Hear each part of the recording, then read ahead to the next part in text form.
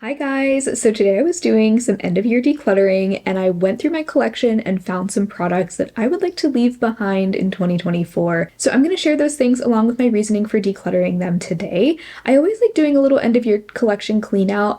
This time around, it's a very small number of products, so I didn't feel the need to do like a full collection overhead style declutter. Let's start with one that I'm actually surprised to be getting rid of, but I gave it a little sniff today and realized I really do think this has gone off. It's the e.l.f. Halo Glow Liquid Filter, and I actually mentioned this in my 2025 Plan to Pan video, which was very recent. I talked about how I felt like maybe the smell was getting a little weird, but I felt like it was such a faint smell that I may or may not have been picking up on. But I smelled it again today and it smells straight up fermented. And I know it did not smell that way, even like the last time I smelled it, which was probably no more than 2 weeks ago. I just looked at my makeup inventory spreadsheet and realized that I have not even had this for 2 full years. I bought this in March of 2023.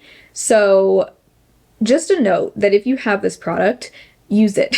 Don't let it sit, don't let it expire, because it seems to not have the longest shelf life. Some of you have told me the same thing happened with yours. The smell changed fairly quickly, and it does say that it has a period after opening of only 6 months. It makes me regret not using this more because I do really enjoy the product, but I don't know that I would repurchase it knowing how quickly it went bad. I don't have products expire on me that often. I feel like for the most part, even products that a lot of people say expire quickly, mine haven't, but that was not the case with this one. It definitely smells noticeably sour. Like, I do not want to put this on my face, so sadly won't be able to use that up in the new year. Here's a sad one. I feel like I kind of ruined this blush when I repressed it. It's the Kokie Soft Gradient Blush in the shade Bellissima. This was one of my favorite blushes for the longest time, from like 2022 to 2023. Like, in that era of time, I was inseparable from this blush. Like, I was constantly talking about it, and it originally had a gradient from a very light peach to a very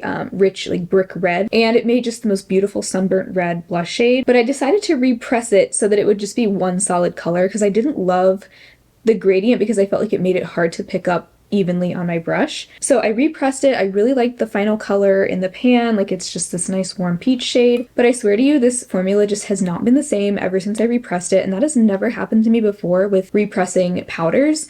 I've never had an issue repressing anything with alcohol. It's how I always do it. It never seems to alter the formula in my experience, but in this case, I don't know if it just responded weirdly with the ingredients of this particular blush, but there's something about the shade that's just really off about this now. Like, it almost pulls pink, kind of the same kind of hot pink that you see in like a pH adjusting lip color. And I really don't like that color on myself, and that's not the color you would expect to get from this shade. So I'm really sad to have to get rid of this now, but it's just not the same as it used to be. But at the same time, I feel like I have some other peachy red blushes that have a similar look on my skin, so I don't think I will miss it too much. This I'm so sad to be getting rid of, but it also has just gone bad. It's the Danessa Myricks Strobe Light Infinite Chrome Flakes. I opened this up today for the first time in a while and realized that it was completely dried out. I've had this for about 2 years, so I would say that's probably about the shelf life you can expect out of this. It says 12 months and I definitely got more than that.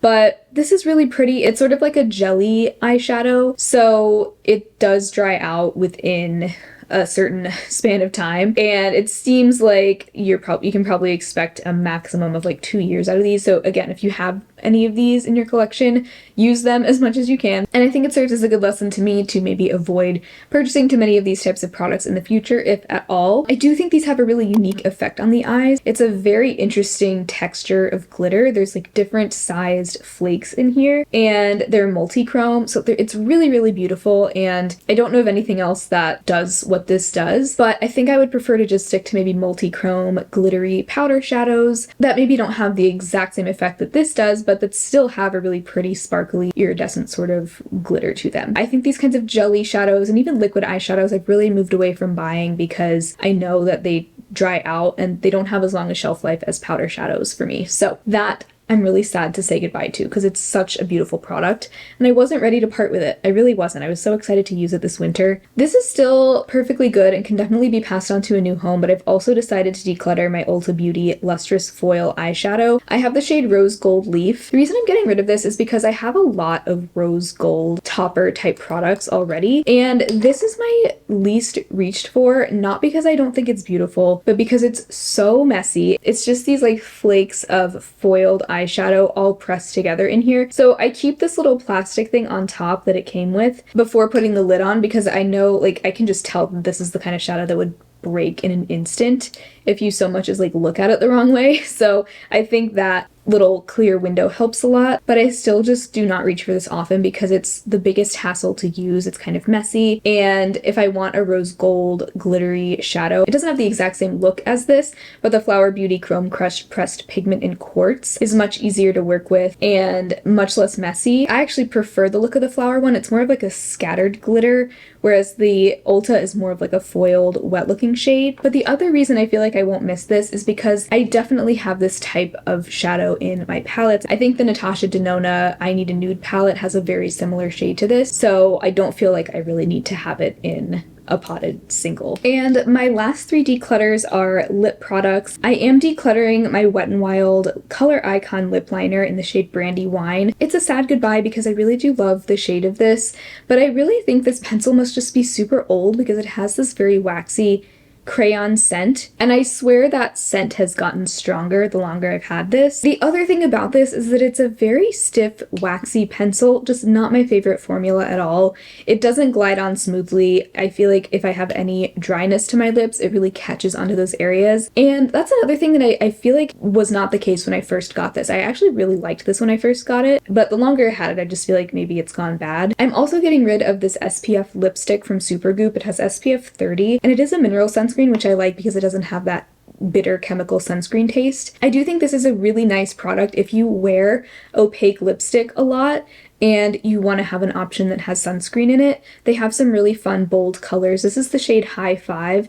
It's a very bright like pinky red, and earlier this year I decluttered like 2/3 of my bullet lipsticks because I just really don't wear bullet lipsticks, especially bold bullet lipsticks, very often. I just don't have a need for a lipstick with sunscreen because most of the time I'm reaching for a tinted lip balm or a gloss anyway, so I would much rather just have a lip gloss with sunscreen in it, like the e.l.f. Sun Boss Gloss, the In Beauty Project one.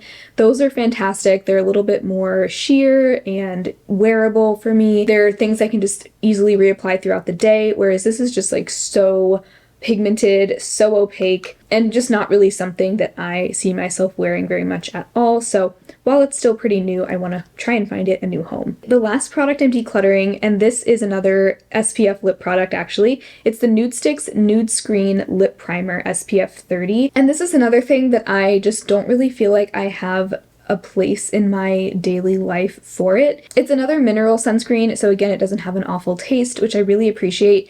For a lip primer, this is the kind of weird thing about this. It has a super intense color. It's this super pigmented, actually really opaque, warm nude shade. Like, it is really warm toned. And so I just find that kind of weird for a lip primer, and it only comes in this one shade. But if you're meant to use this under other lip products, I like that concept a lot. But this color is going to mix with whatever product you apply on top of it. So let's say you went on top of this with like a plum lipstick, you're actually going to end up with like a mix of these two colors together. So it just kind of like, I feel like a lip primer would make more sense as something that's not going to alter the shade of whatever you're putting on top of it. I think I would like this a lot more if it were colorless, but that would probably have to involve chemical sunscreen. Like, I don't know if they'd be able to create a mineral version that has no color to it. I'm just much happier to use a simple SPF lip balm or lip gloss rather than something like this that I feel like is just kind of high maintenance to use. Like, it almost feels like a lip paint or something. It's very, very pigmented. So just not quite what I was hoping for. Both of these were included in my Lip SPF Showdown this year, so if you want to see that video, I will link it below, but I did find some really good options in that video, and these might be good options for some people. They just didn't quite end up being the right fit for me. So that is everything that is leaving my collection as we end off 2024. I hope that everyone is having a great holiday season. I hope you all get a chance to rest and relax and have some me time as well. Be sure to give the video a thumbs up and subscribe if you haven't already. And I want to give an extra huge shout out to all of my patrons and channel members. Thank you all so much. I hope you all have an amazing rest of your day, and I will talk to you very soon in my next video. Bye!